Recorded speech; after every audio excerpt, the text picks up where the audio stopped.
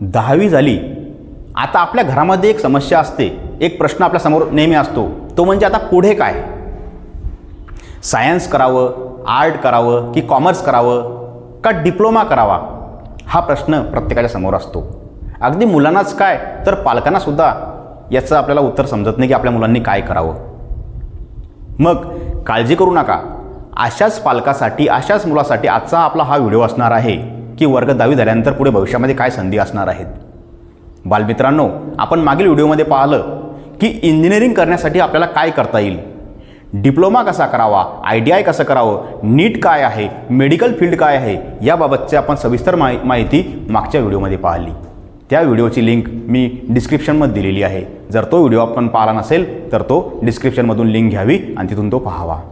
आजच्या या व्हिडिओमध्ये काय असणार आहे तर इंजिनिअरिंग किंवा मेडिकल फील्ड एवढंच नसून याच्याही व्यतिरिक्त खूप सगळ्या विकासाच्या भविष्यातील संधी आहेत. त्या कोणकोणत्या संधी आहेत, काय काय करिअर ऑप्शन आहेत, हे आपल्याला आजच्या या व्हिडिओमधून जाणून घ्यायचं आहे. चला तर मग आजचा हा व्हिडिओ आपल्यासाठी खूप महत्त्वपूर्ण असणार आहे. त्यामुळे हा व्हिडिओ आपण न चुकता संपूर्ण बघावा, जेणेकरून आपले सगळे प्रॉब्लेम, आपल्या ज्या समस्या आहेत, आपलं जे कन्फ्युजन आहे की पुढं काय करावं, हे आज आपलं दूर होणार आहे. चला तर आजच्या व्हिडिओची सुरुवात करूया. यामध्ये सगळ्यात बेस्ट ऑप्शन आहे पहिला, तो म्हणजे NDA. ज्या मुलांचं स्वप्न आहे, ज्या आईवडिलांचं स्वप्न आहे की आपला मुलगा किंवा मुलगी भविष्यामध्ये आपल्याला इंडियन नेव्ही, आर्मी किंवा एअरफोर्समध्ये अधिकारी बनवायचा असेल, तर आपलं हे स्वप्न पूर्ण करण्यासाठी आपल्याकडे बेस्ट पर्याय आहे, तो म्हणजे NDA.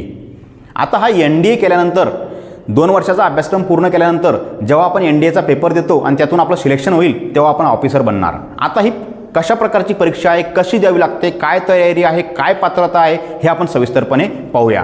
बघा, यामध्ये आपल्याला आर्मी साईडला जायचं असेल, आपल्याला आर्मीचा ऑफिसर बनायचा असेल, तर आपल्याला कोणत्याही स्ट्रीममधून 12वी पास आपण होऊ शकतो. आपण आर्ट्स असेल, कॉमर्स असेल किंवा सायन्स असेल, तिन्हीपैकी कोणताही विषय घेतला तरीसुद्धा आपण आर्मीचा ऑफिसर बनू शकतो.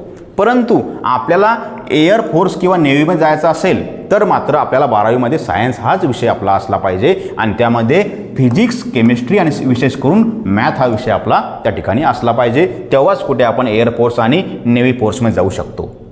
आता हा पेपरचा जो एक्झाम पॅटर्न आहे तो कसा आहे बघा. आपण समजा 11वीमध्ये ॲडमिशन घेतलं आणि 11वीमध्ये ॲडमिशन घेतल्यानंतर त्या ठिकाणी आपण NDAचा अभ्यासक्रम सुरू केला. तर NDAचा अभ्यासक्रम करत असताना आपल्याला सर्वप्रथम मॅथची तयारी करायची आहे, गणिताची तयारी करायची आहे. आणि गणित किती मार्क्सचा आहे तर 300 मार्काचा हा गणिताचा पेपर होतो.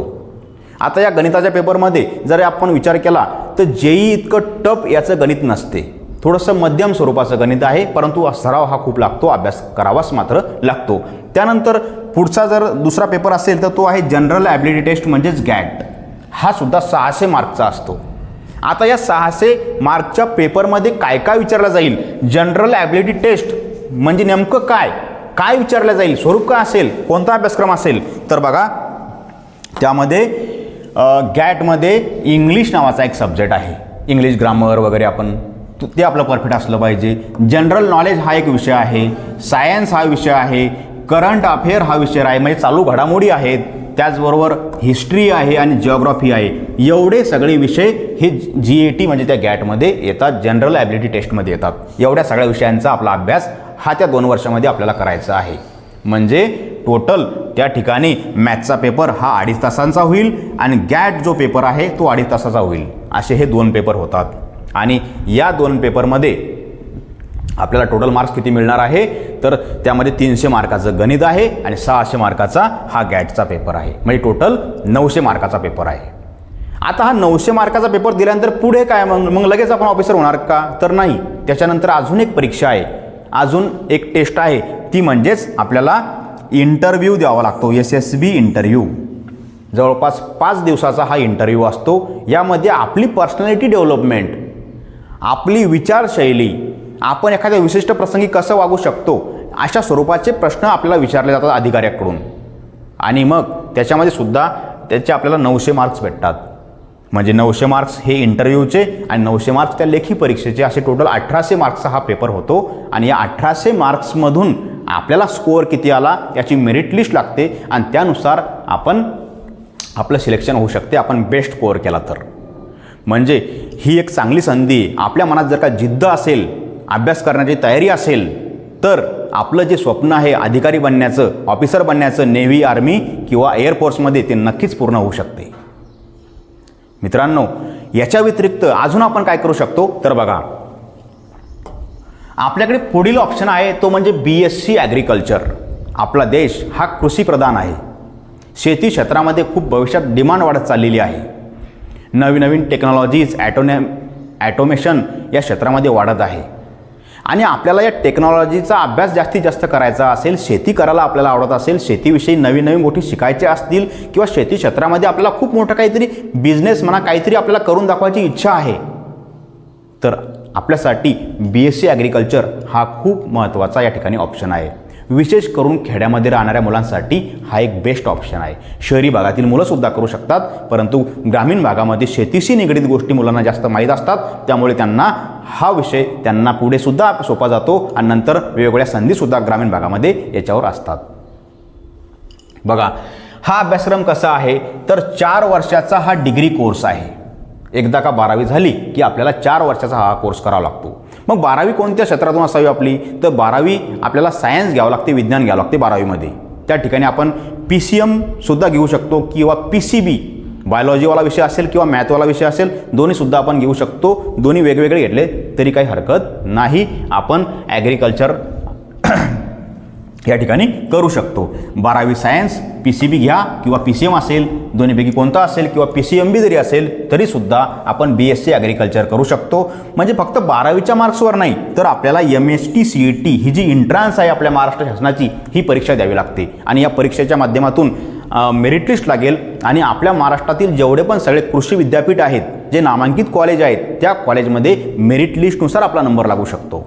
पंजाबराव कृषी विद्यापीठ अकोला आहे, महात्मा फुले कृषी विद्यापीठ राहुरी आहे. अशा नामांकित विद्यापीठामध्ये करिअर करण्याची, शिकण्याची आपल्याला आपली इच्छा पूर्ण होऊ शकते जर चांगला स्कोअर आला तर.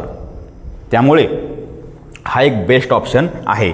आता बघा, यामध्ये आपण भविष्यामध्ये काय काय करू शकतो, करिअर ऑप्शन काय आहेत. समजा आपण BSc ॲग्रिकल्चर हा विषय घेतला आणि तो विषय आपण पूर्ण केला, 4 वर्षाचा कोर्स आपण पूर्ण केला, तर पुढे आपण काय काय करू शकतो तर गव्हर्नमेंट जॉब्स असतील. गव्हर्नमेंट जॉब्स कोणकोणते आहेत बघा, ॲग्रिकल्चरल ऑफिसर होऊ शकतो आपण, कृषी अधिकारी बनू शकतो, तलाठी होऊ शकतो, त्याचबरोबर ॲग्रिकल्चर असिस्टंट म्हणजे कृषी सहाय्यक. आपण खेड्यामध्ये पाहतो बघा, आपल्या गावाचे कृषी सहाय्यक असतात, तशा प्रकारे कृषी सहाय्यक, तलाठी आपण होऊ शकतो. आपण MPSCचा पेपर देऊ शकतो, UPSCचा पेपर देऊ शकतो आणि बऱ्याचशा अशा गोष्टी आहेत की त्या आपण या क्षेत्रामध्ये करू शकतो. त्याचबरोबर प्रायव्हेट सेक्टरमध्ये सुद्धा आपण सीड कंपनीमध्ये सुद्धा आपल्याला जॉब लागू शकतो. फर्टिलायझर कंपनी असतील, खतांच्या कारखाने, त्यातसुद्धा आपल्याला त्या ठिकाणी नोकरी लागू शकते. फूड प्रोसेसिंग इंडस्ट्रीज आहेत, आजकाल खूप मोठ्या प्रमाणात वाढत आहेत, यातसुद्धा आपण जॉब करू शकतो. एवढंच काय तर सेल्फ बिझनेस म्हणजे स्वतःचं कृषी केंद्रसुद्धा आपण टाकू शकतो. आपण खतांचे कारखाने टाकू शकतो, आपण बियाणे तयार करण्याचे कारखानेसुद्धा टाकू शकतो. म्हणजे खूप सगळ्या संधी भविष्यामध्ये आहेत. सरकारी जॉब्स करू शकता किंवा प्रायव्हेट क्षेत्रामध्ये सुद्धा आपण खूप मोठ्या संधी त्या ठिकाणी आपल्याला दिसत आहेत. त्यामुळे मित्रांनो, हा एक बेस्ट ऑप्शन आहे BSc ॲग्री. आपण याचा जरूर विचार करावा.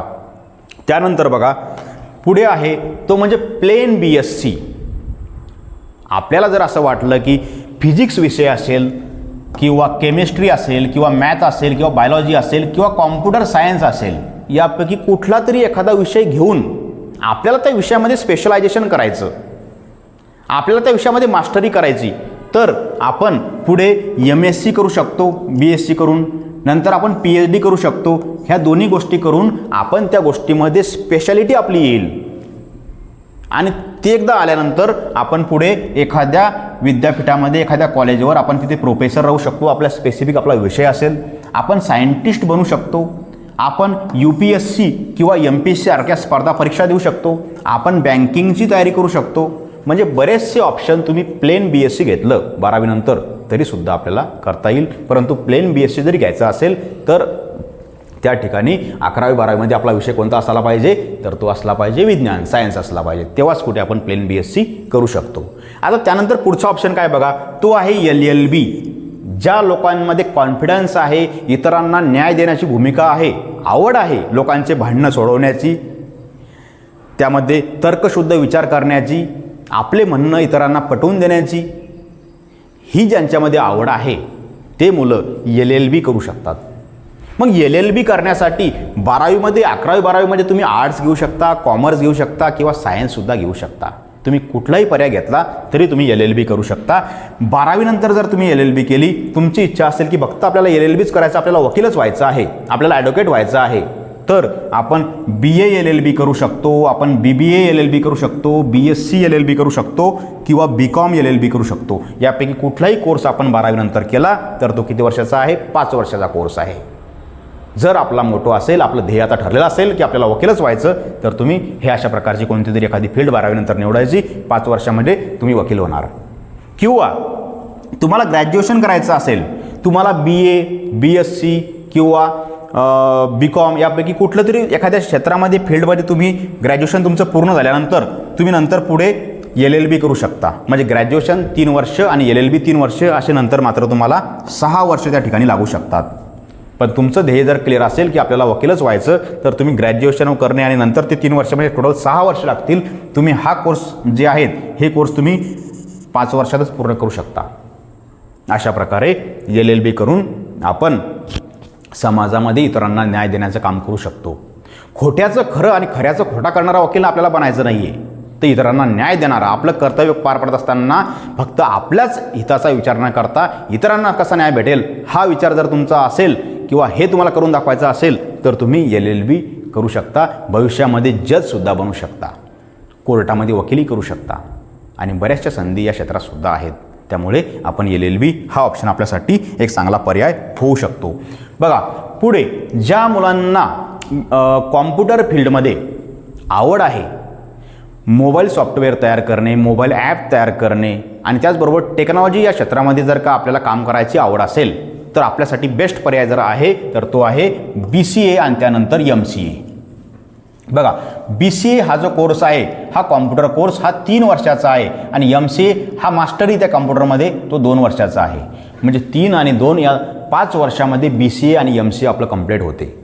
आपल्याला इंजिनिअरिंग नाही करायची आहे, परंतु IT क्षेत्रात फार मोठं आपल्याला त्यात म्हणजे करिअर करायचं असेल, आपल्याला AI शिकायचं असेल किंवा इतर ज्या गोष्टी असतील IT क्षेत्रातल्या त्या आपल्याला करायच्या असतील, परंतु आपली इंजिनिअर करायची इच्छा नाही आहे, तर आपल्यासाठी BCA आणि MCA हा एक बेस्ट ऑप्शन आहे. नुसतं BCA करूनसुद्धा आपल्याला जॉब लागू शकतात किंवा आपण MCA केलं तर आपण त्यात मास्टर होऊ शकतो. त्यामुळे ही एक चांगली संधी आपल्यासाठी आहे. बघा, फायदे काय आहेत, तर इंजिनिअरिंगपेक्षा कमी फीज आहे. इंजिनिअरिंग करायला जास्त फीज लागते, जास्त खर्च होतो आपला. BCA MCA कमी स्वरूपातसुद्धा गोरगरिबाची लेकरंसुद्धा BCA MCA करू शकतात. त्यानंतर IT सेक्टर आहे. IT सेक्टरमध्ये चांगला स्कोप आहे. इंजिनिअरिंग केलेल्या लोकांना जो स्कोप आहे तो स्कोप BCA MCA केलेल्या लोकांनासुद्धा IT क्षेत्रामध्ये आहे. त्यानंतर वर्क फ्रॉम होम अपॉर्च्युनिटीज, आपण आपल्या घरी राहून आपल्या कॉम्प्युटरच्या समोर बसून आपण आपल्या एखाद्या कंपनीमध्ये आपण कामं करू शकतो. एखाद्या कंपनीचे कामं आपण घरबसल्या कॉम्प्युटरसमोर करू शकतो. घरून काम करण्याची ती एक संधी आहे. त्यानंतर आपण कोडिंग स्किल शिकू शकतो आणि आजकाल खूप मोठ्या प्रमाणात त्याचा वापर होतो आहे, ते AI ते सुद्धा यामध्ये आपल्याला शिकवल्या जाते. म्हणजे अशा प्रकारे हा एक बेस्ट ऑप्शन आहे. त्यानंतर एक शेवटचा ऑप्शन मी तुम्हाला आज सांगणारे ऑप्शन तर असे भरपूर आहेत, पण त्यानंतरचा एक बेस्ट ऑप्शन, एक प्रमुख ऑप्शन जर तो आहे तर तो आहे BBA किंवा MBA. किंवा सुरुवातीला BBA करणे आणि नंतर MBA करणे. ज्या मुलांचा स्वतःचा व्यवसाय आहे आईवडिलांचा किंवा नवीन बिझनेस करायची इच्छा असेल, तर असे विद्यार्थी किंवा ज्यांना मार्केटिंगमध्ये, सेल्समध्ये, ज्यांना फायनान्समध्ये, बँकिंगमध्ये काम करायला आवडते किंवा आपला स्वतःचा एखादा बिझनेसची आपल्याला ग्रोथ करायची असेल, तर अशा विद्यार्थ्यासाठी MBA BBA हा एक बेस्ट पर्याय आहे. BBA हा 3 वर्षाचा असतो, तर MBA हे 2 वर्षाचं असते. आपण BBA करून सुद्धा जॉब करू शकतो किंवा मग MBA केलं तर फारच छान. पुढे आपल्याला नोकऱ्या संधी या जास्त असतात कॉर्पोरेट क्षेत्रामध्ये. आपण फायनान्स ऑफिसर होऊ शकतो, मार्केटिंग मॅनेजर होऊ शकतो, HR मॅनेजर होऊ शकतो. म्हणजे एखाद्या कारखान्यामध्ये, एखाद्या कंपनीमध्ये जे एम्प्लॉईज आहेत त्यांना कामं वाटून देणे, त्यांची अटेंडन्स घेणे, त्यांचे पगार, त्यांच्या कामावर लक्ष ठेवणे, हे सगळे कामं HR मॅनेजरला करावे लागतात. त्यानंतर सेल्स, आपण विक्री कशी वाढवायची, कसं बोलायचं कस्टमरसोबत, ह्या गोष्टीचं नॉलेज याच्या मार्फत भेटते. तसेच डिजिटल मार्केटिंग कशी करायची, टेक्नॉलॉजीचा वापर करून आपले जे कंपनीचे प्रोडक्ट्स आहेत त्याची जास्तीत जास्त जाहिरात कशी करायची हे सुद्धा शिकवले जाते, म्हणजे आपण BBA MBA सुद्धा करू शकतो. अशा प्रकारे आपण या फील्डमध्ये बऱ्याचशा गोष्टी आहेत. याच्या व्यतिरिक्त आपण आर्ट्स किंवा कॉमर्स घेतला असेल तर आर्ट्स या क्षेत्रामध्ये आपण D.Ed B.Ed करू शकतो, त्या ठिकाणी शिक्षक बनू शकतो आपण, किंवा स्पर्धा परीक्षाची सुद्धा तयारी करू शकतो. तसेच कॉमर्स घेतला असेल तर आपण CAची तयारी करू शकतो. आजकाल खूप मोठ्या प्रमाणात वेगवेगळ्या कंपन्यांमध्ये CAना खूप ऑफर आहे, वेगवेगळ्या बँकिंग क्षेत्रातसुद्धा CAना खूप मोठ्या कामाची गरज आहे.